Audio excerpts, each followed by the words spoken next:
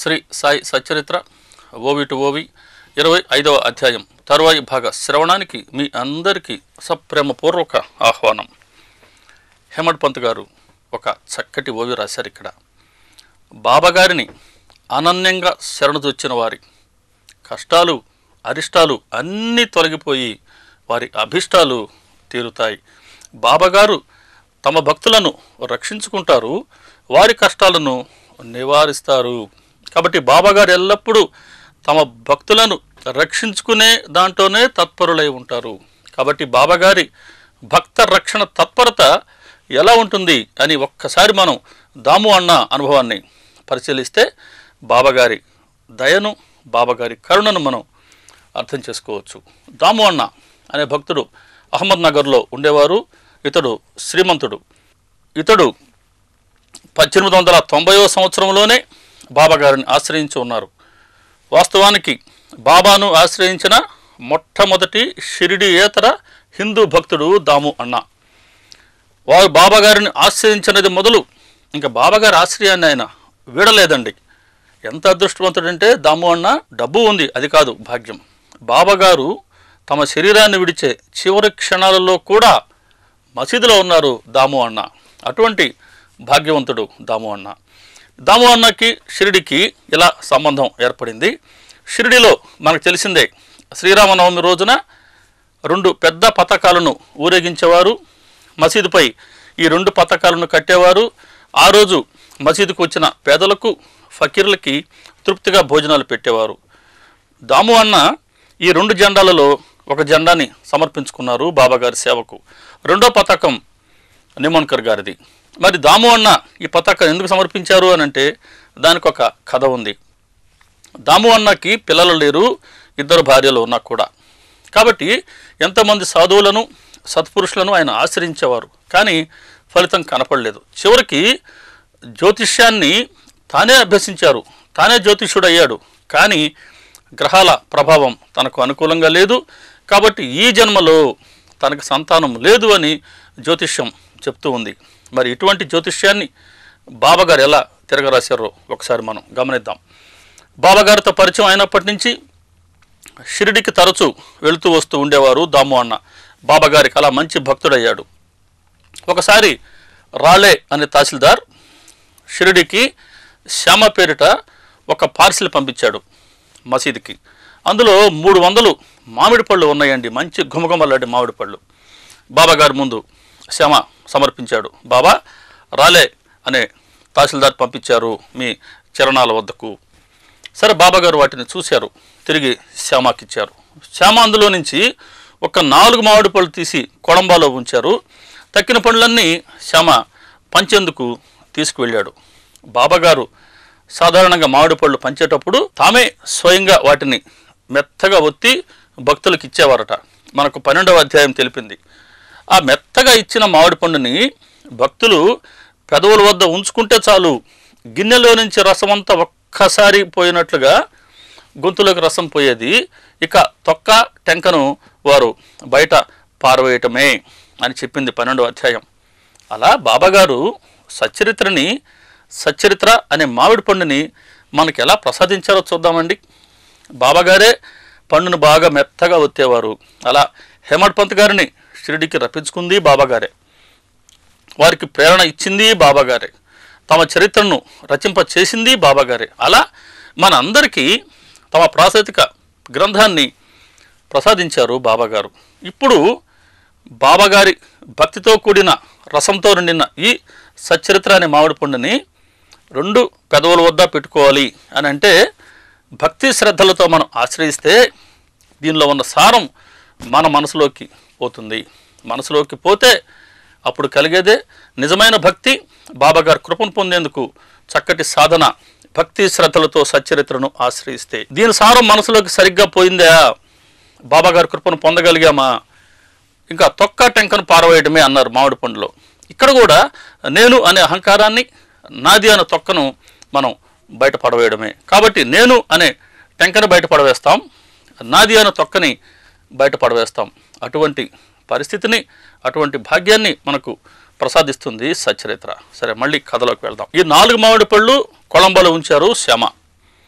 బాబాగారు చెప్తున్నారు, ఈ 4 పళ్ళు దాము అన్న కొరకు, ఈ పళ్ళు దాము అన్నవి. దాము అన్న అప్పటికి మసీదుకి రాలేదు, షిరిడీలో కూడా లేరు, ఆయన వారి ఊరిలో ఉన్నారు, అహ్మద్ నగర్లో ఉన్నారు. వారు వస్తున్నట్టు కూడా ఎటువంటి కబురు లేదు. కానీ బాబాగారు స్పష్టంగా చెప్పారు, ఈ పళ్ళు దాము అన్న కొరకు.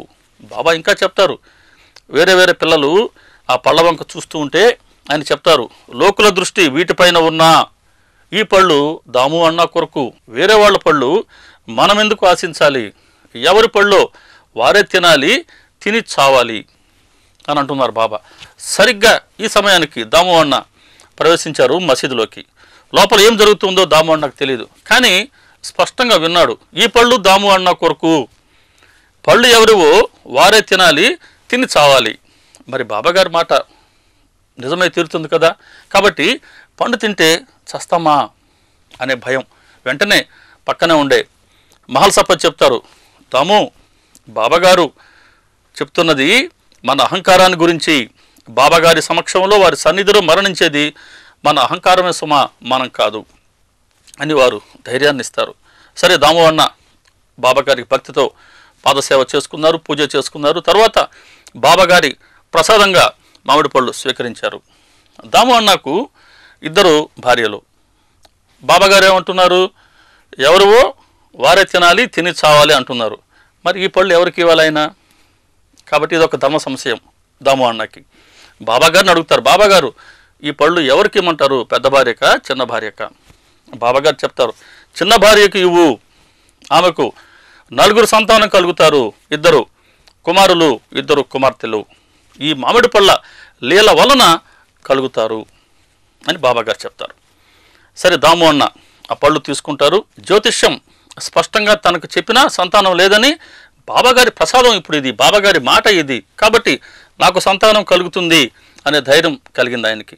ఓ సందర్భంలో బాబాగారు చెప్తారు కూడా దాము అన్నకి, నీకు 2 కుమారులు కలుగుతారు, పెద్దవాడికి దౌలత్ షా అనే పేరు పెట్టు అని కూడా చెప్తారు. సరే, ఇంటికి వెళ్ళి డైరీలో రాసుకుంటారు దాము అన్న, 5వ నంబర్ పేజీలో రాసుకుంటారు ఆయన, బాబాగారు నాకు సంతానం ఉంది అని చెప్పారు, కుమారుడు పుడతాడు అని చెప్పాడు, వాడికి పేరు దౌలత్ షా అని పెట్టమన్నారు అని కూడా రాసుకున్నాడండి స్పష్టంగా.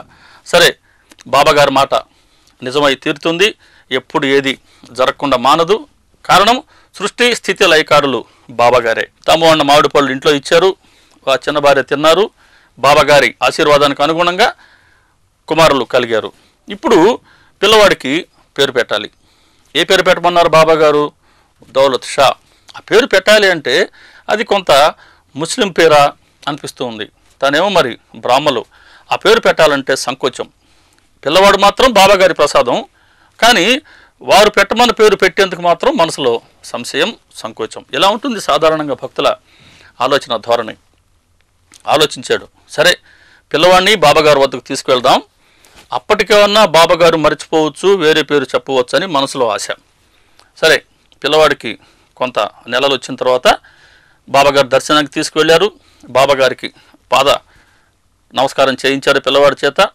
బాబాగారికి పాదసేవ చేస్తూ దాము అన్న అడుగుతారు, బాబా పిల్లవాడికి ఏం పేరు పెట్టమంటారు?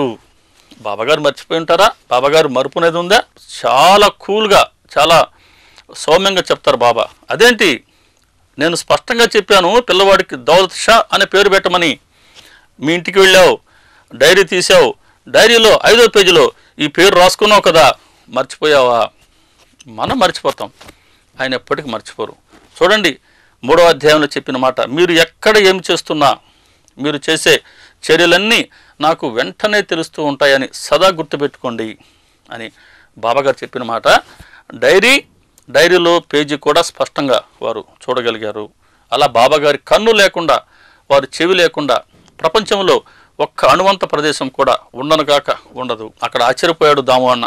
సరే, బాబాగారి అజ్ఞానుసారం పిల్లవాడికి దౌలత్ షా అనే పేరు పెట్టడం జరిగింది. అలా ఉంటుంది బాబాగారి లీల. ఇక్కడ బాబాగారు ఒక మాట అన్నారు, సంతానం కలుగుతుంది ఈ మామిడి పళ్ళ లీల వలన అన్నారు. మరి సంతానం కలిగింది మామిడి పళ్ళ వలన, బాబాగారి వచనం వలన. మామిడి పండులో ఏముంది? అందులో ఆ శక్తి ఎలా వచ్చిందంటే బాబాగారి వచనమే, బాబాగారి వరమే. మామిడి పండు, అరటి పండు, కొబ్బరికాయ బాబాగారు ఎందుకు ఇస్తారంటే, బాబాగారు మాట చెప్పడం కన్నా బాబాగారి చేతితో ఇటువంటి దేన్నో ఒకదాన్ని ఇస్తే మనకు అది ఇంకా మంచి విశ్వాసాన్ని కలిగిస్తుంది అని మన కోసం ఇస్తారు బాబా. కానీ వాస్తవానికి సంతానం కలిగింది బాబాగారి అనుగ్రహంతో, వారి వచనానికి ఉన్న శక్తి అది. బాబాగారి వచనానికి ఎటువంటి శక్తి ఉంటుందో శ్యామగారి ఒక్క అనుభవాన్ని పరిశీలిద్దాం. శ్యామకు ఒకసారి పైల్స్ వ్యాధి బాగా ముదిరింది, మొలల వ్యాధి, తీవ్రంగా బాధపడుతున్నాడు. అప్పుడు బాబాగారు వద్దకు వెళ్తే బాబాగారు చెప్తారు, సోనాముఖి కషాయం త్రాగు శ్యామ, తగ్గిపోతుంది పో అంటారు. సరే, ఆ సోనాముఖి కషాయం త్రాగాడు శ్యామ, పైల్స్ వ్యాధి తగ్గిపోయింది. తర్వాత మళ్ళీ కొంతకాలానికి అదే వ్యాధి మళ్ళీ వచ్చింది. పైల్స్ వ్యాధి మళ్ళీ రాకూడదనేం లేదు కదా, సో మళ్ళీ వచ్చింది. అప్పుడు బాబాగారు ఏం చెప్పారు, సోనాముఖి తాగమన్నారు. కాబట్టి శ్యామ ఏం చేశాడు, బాబాగారు ఒకప్పుడు చెప్పిన మందు ఇదే కదా అని సోనాముఖి కషాయం త్రాగాడు. ఈసారి తగ్గకపోవడం పోనిచ్చి వ్యాధి ఇంకా తీవ్రంగా ముదిరింది. లబోదిబోం అంటూ బాబాగారి దగ్గరికి పరిగిస్తే అప్పుడు ఆయన ఆశీర్వాదంతో తిరిగి తగ్గింది అది.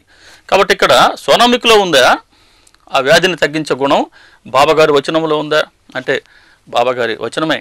కాబట్టి మామిడి పండు, అరటి పండు, కొబ్బరికాయలో కాదు, బాబాగారి అనుగ్రహమే, వారి వచనమే మనకు వరాన్ని ఇచ్చేది.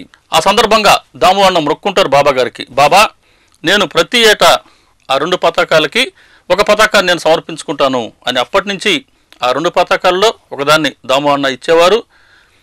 ఫకీర్లందరికీ మసీదులో భోజనం పెట్టేవారు. ఆ ఖర్చులన్నీ స్వయంగా దాము అన్న గారే పెట్టుకునేవారట.